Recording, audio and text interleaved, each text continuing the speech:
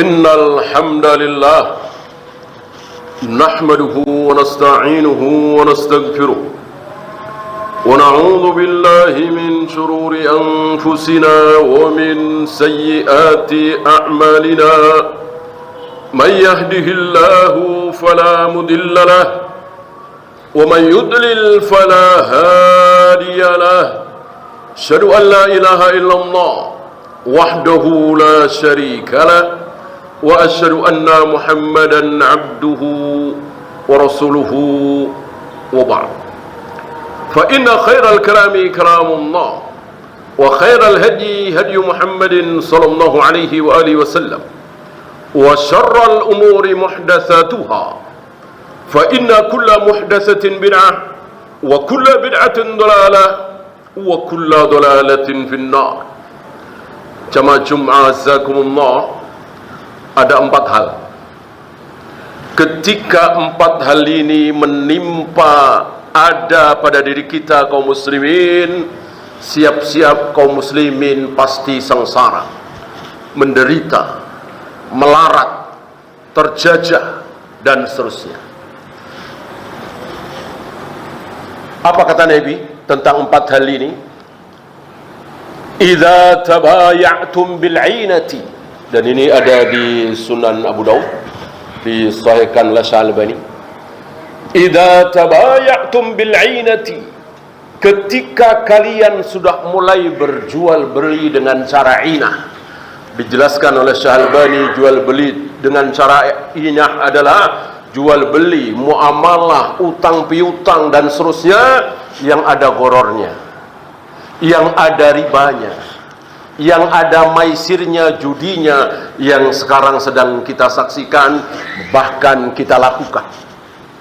Berjual beli dengan cara inah. Lihat hari ini banyak sekali, tidak terhitung jual beli yang begini begitu. Intinya di situ ada riba, ada boror, ada maisir, banyak sekali.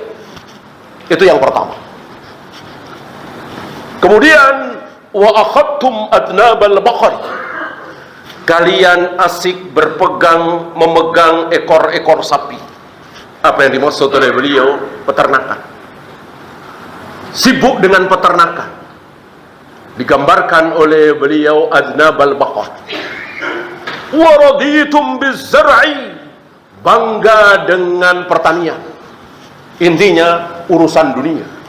Ya peternakan, ya pertanian, ya perdagangan, ya kedokteran, yang ini, yang itu.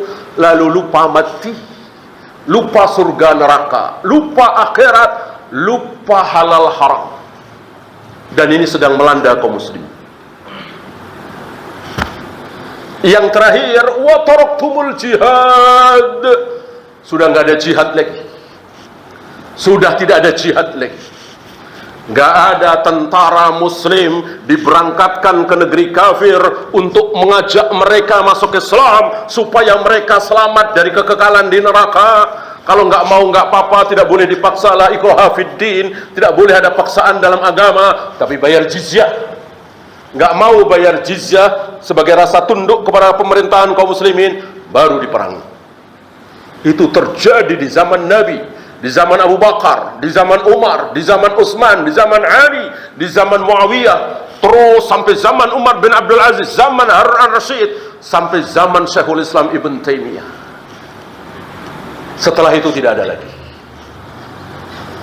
Sampai sekarang tidak ada lagi. Kita tidak dengar ada negeri muslim memberangkatkan pasukannya untuk mendatangi negeri kafir supaya orang-orang kafir di negeri itu baca syahadat masuk Islam. Dengan tugas suci, misi suci, menyelamatkan mereka dari kekekalan di neraka. Sebab kalau kita biarkan mereka dalam keadaan Buddha atau Hindu atau Konghucu atau Yahudi atau Nasrani, tentu mereka akan kekal di neraka selama-lamanya. Kasihan. Maka kita selamatkan dengan cara mendatangkan pasukan. Dan ini izzah, ini kebanggaan kaum muslimin. Dan itu terjadi ratusan tahun, hampir 1000 tahun. Setelah itu tidak ada lagi. Yang ada sebaliknya. Yang ada sebaliknya, Belanda ke Indonesia menjajah, Inggris ke Malaysia menjajah, Prancis ke Aljazair, negeri-negeri kafir mendatangi negeri-negeri Islam, menjajah, kebalik. Dan itulah kaum muslimin kalau tidak mau menjajah, dijajah. Kaum muslimin kalau tidak mau mendatangi negeri kafir, ya didatangi seperti hari ini. Bahkan setahun ini hina sehina-hinanya. Hina sehina-hinanya. Wanita-wanita kita muslimah, anak-anak perempuan dibantai oleh bangsa yang al-maghdubi alaihim, bangsa yang dimurkai oleh Allah tanpa ada perlawanan. Kita semua diam saja.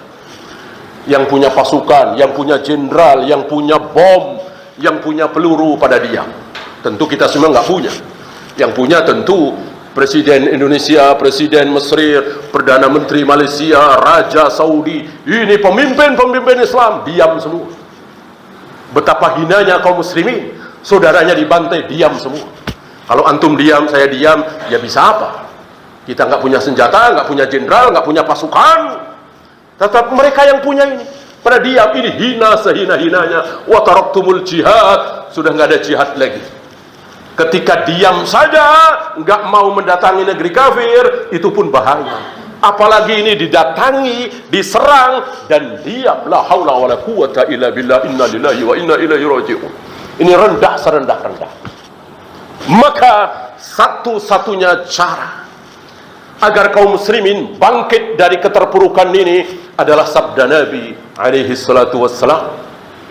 Ketika beliau meneruskan sabdanya bahwa sallatallahu alaikum dullan, ketika kalian sudah mengalami 4 hal itu, sallatallahu alaikum dullan, Allah akan timpakan kehinaan kepada kalian, kemiskinan, keterpurukan, terjajah, dan seterusnya. Sampai kapan? Sampai kapan? Hatta tarji'u ila dinikum, sampai kalian kembali kepada agama yang benar. Selama ini agama kita belum benar seperti Nabi SAW, penuh dengan syirik, penuh dengan bid'ah, penuh dengan syubhat, penuh dengan gharar jual belinya, ada ribanya, ada maisirnya. Taubat kita kembali kepada agama yang benar, sunnah Nabi alaihi salatu wassalam. Ketika kita kembali kepada ajaran yang benar, insya Allah Allah akan kembalikan kejayaan kaum muslimin. Dan belum pernah terjadi kaum muslimin dibikin jaya oleh Allah, menang oleh Allah, sementara kaum muslimin penuh dengan syirik dan bid'ah, penuh dengan maksiat, nggak ada cerita. Bahkan wasiat Umar kepada pasukan apa? Jangan kalian berbuat maksiat. Kemaksiatan kalian lebih aku takuti daripada 100 pasukan musuh yang berkuda. Nggak takut beliau. Yang beliau takuti, kalau ada di antara kalian yang berzina, yang minum khamar, yang berjudi, yang meninggalkan sholat, itu lebih menakutkan Umar bin Khattab. Apalagi berbuat syirik dan bid'ah. Kenapa? Selama ini kita ditolong oleh Allah, kita diberi kemenangan oleh Allah. Karena apa? Karena musuh bermaksiat. Nggak ada musuh Islam yang tidak bermaksiat, nggak ada. Walaupun musuh-musuh Islam tidak berzina, tidak minum khamar, tidak berjudi, tidak membunuh, tidak berbohong, tetap mereka bermaksiat dengan kemaksiatan terbesar, syirik, tidak sholat, tidak saum. Ini maksiat yang sangat besar. Itu dilakukan oleh musuh-musuh Islam. Sementara selama ini kita taat. Kalau kalian maksiat juga, apa bedanya? Apa bedanya dengan musuh? Allah tidak berkenan menolong kaum muslimin yang sama dengan musuh, sama-sama berbuat maksiat. Aqulu qauli hadza astaghfirullah li wa lakum.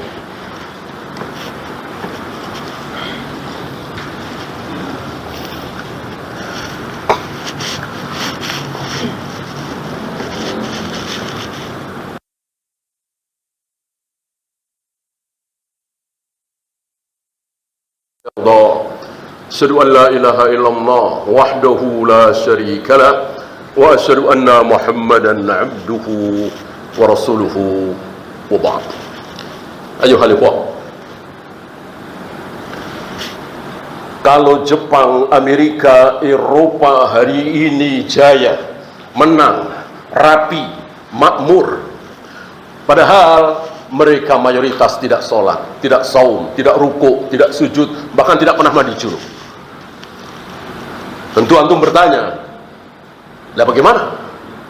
Mereka yang jelas dosa dibiarkan oleh Allah, sementara kita sholat masih banyak yang sholat, masih banyak yang menutup aurat, cuman jual beli dengan cara riba, jual beli dengan cara gharar, ada yang minum khamar, berjudi. Kok begini? Satu jawaban, satu kata, istidraj. Istidraj. Apa yang Allah berikan hari ini kepada Jepang, Amerika, Eropa berupa kemakmuran, kejayaan, kehebatan, itu istidraj. Sebagaimana yang Allah berikan kepada Fir'aun, Namrud, Qarun, Abu Jahal, Abu Lahab, agar mereka semakin sesat, agar mereka semakin buruk, agar mereka semakin jauh dari kebenaran, untuk selanjutnya Allah habiskan siksanya. Maukah kita seperti itu? Tentu kita tidak mau. Sejelek-jelek kaum muslimin, makan riba barangkali, berzina barangkali, minum khamar, mereka masih baca syahadat, kadang rukuk, kadang sujud, maka Allah masih sayang. Maka ketika kita kaum muslimin berbuat maksiat, Allah tegur. Agar apa? Agar nanti kaum muslimin bertemu dengan Allah tanpa dosa. Nah, teguran-teguran itulah yang menimpa kita. Tentu ini bukan yang terbaik, walaupun jelas lebih baik daripada orang-orang kafir itu, negeri-negeri kafir itu, tapi tentu ini bukan yang terbaik. Kita tidak berharap seperti itu. Kita berharap sebagaimana yang Allah berikan kepada para sahabat, para tabi'i, atba'ut tabi'i, zaman keemasan Islam, zaman Umar bin Abdul Aziz, zaman Harun al-Rashid, apalagi zaman Umar bin Khattab. Mereka taat kepada Allah, rukuk sujud di hadapan Allah, tapi Allah berikan kehebatan di dunia ini. Kenapa? Karena taat kepada Allah dan Rasulnya, jauh dari syirik dan bid'ah, jauh dari khamar, zina, judi, riba. Ini yang kita harapkan.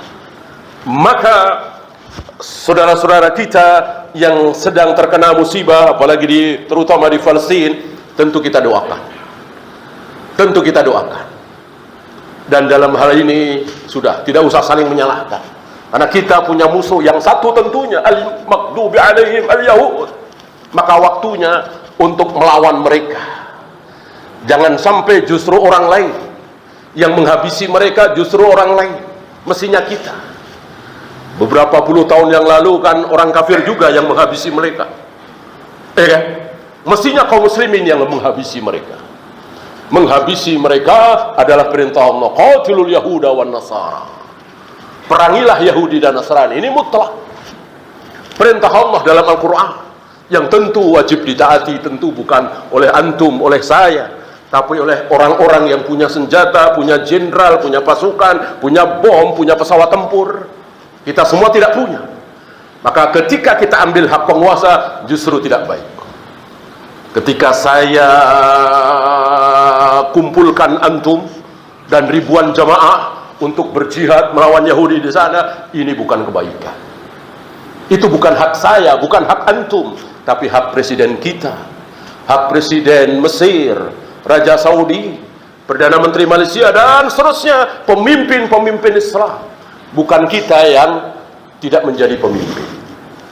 Allahumma salli ala Muhammad wa ala ali Muhammad kama sallaita ala Ibrahim wa ala ali Ibrahim innaka Hamidum Majid. Allahumma ighfir lil muslimina wal muslimat wal mu'minina wal mu'minat al ahya'i minhum wal amwat. Rabbana la tuzigh qulubana ba'da idh hadaytana wa hab lana min ladunka rahmah innaka antal wahhab. Rabbana atina fid dunya hasanah wa fil akhirati hasanah wa qina adzaban.